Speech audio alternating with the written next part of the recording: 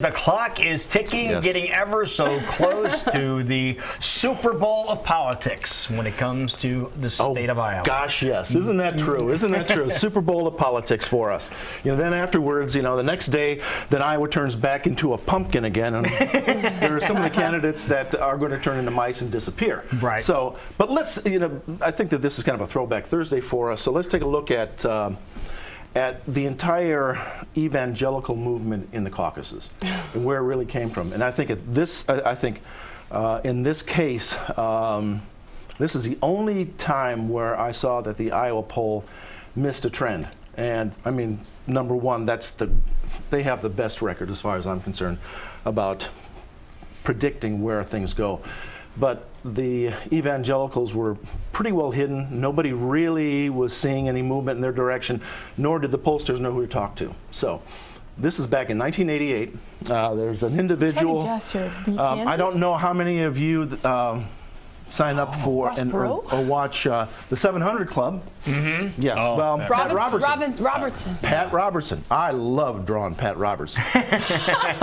He's very evangelical to draw. Yes, exactly. Is he still alive? Yeah, he is. But the 700 Club's not on anymore, right? Oh, certainly it is. It is? Oh, it is? Yeah. I thought something controversial happened with that. But it's still on the air. Well, on a weekly basis, sure, but it's, no, it's still out there. So I'm sorry. You got to meet Pat, I assume, when he was here, Brian, right? Yeah, I sat. Tell us what you thought of him. Well, he's a very friendly individual. He can say some of the things that he says that you just kind of go, "Are you serious?" with a smile on his face.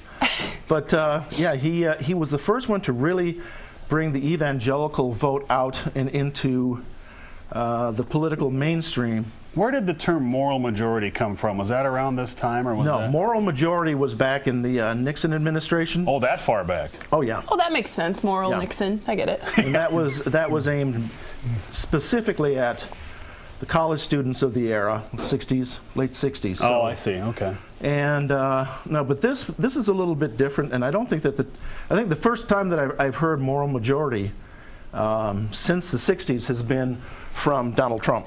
Recently. Again, that makes sense. Again, you talking about Throwback Thursday. Yeah. Moral Trump. We're talking about Throwback Thursday. Right now, though, I did hear that the Loris poll just came out, and he, in fact, is leading Iowa by 2 percentage points over Ted Cruz now. I got called by pollsters last night, and the first question was, are you registered to vote? Yes. Second question was, do you work for the media? Are you a journalist? Do you work for a campaign? Do you write for a paper? And I said, well, I interviewed Rick Santorum on Tuesday for KCWI. Thank you so much. Goodbye. No, we started doing the phone has been ringing. My cell phone, which really torques me off. My cell phone's been ringing with political. That's all we have. So, and then the regular phone, we're starting. If we don't recognize the number, you don't know who it is calling, and you can just ignore it, or you pick it up, and if you hear there's a person breathing on the other end, first thing we say is this political? No, wait, time out. If they're asking poll questions, though, can people take 2 minutes maybe to... Is this political? These polls are what help, they foster the discussions we have on this show daily. But not at my house, they're not. Okay. Thanks, Lou. You're really helping these young people do their job. The reason why is because everybody else ruined it for these guys. I feel sorry for them because all the other politicians ruined it by calling nonstop. Well, mine was a pollster, so it wasn't affiliated with any campaign. Okay. Just wanted to know where I stand. I mean, I didn't get that far because I don't get to do those, really. I don't understand why it would matter. Well, I know. I think us journalists can't do anything. Sit on juries. They get rid of you real quick, too, when you do that. Yeah, I'm hoping for that one because I just got a notice in the mail. See, I want to sit on a jury. I think it would be awesome. I think it'd be kind of cool. I'd love to sit on a jury, but You're right. It is your civic duty. That's why it's we have a system set up the way that it is.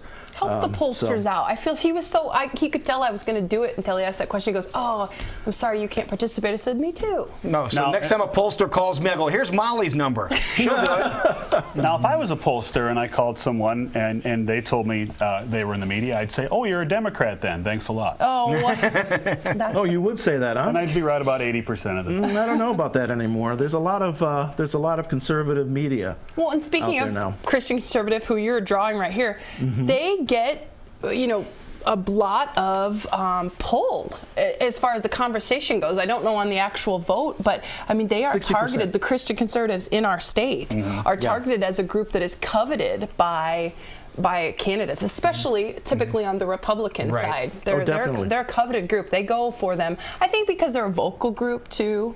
People consider Christian conservatives to be a little more vocal, maybe than some groups. It's just a weird state, you know. Well, no. What really it really comes down to is that it is still an insider state when it comes to the political system. I mean, the caucuses were set up so that the people that were in the party politic in the control of the party didn't have the total say over it.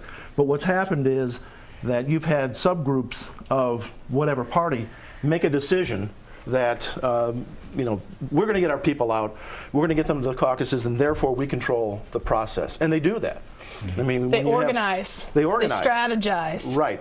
They And talk. anybody can do that, except the more mainstream Republicans, and I'd have to say more mainstream Democrats, don't do that to the point that the more extreme ones do. And that's probably the best way of putting it. Is you see the extremes, not the complete extremes, close to them.